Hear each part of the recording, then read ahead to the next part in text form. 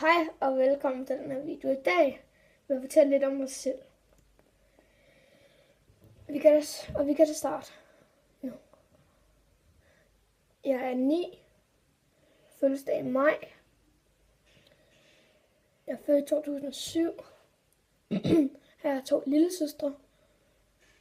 Den ene hedder Ida Marie, og den anden hedder Sara Sofie. Og en mor og far, som alle sikkert har. Og hun er Ida Marie, det er hende, der sidder der. Hun er 4 år. Og Sara Sofie er 6 år. Og hvis nogen af jer, der undrer sig over, hvorfor jeg er det her på, så er det fordi, jeg er i gang med at tage et mærke til spejder. Og jeg har en hund, som hedder Kalle. Kommer I nok også til at se en video. Og det var egentlig bare det. Fordi hej til YouTube.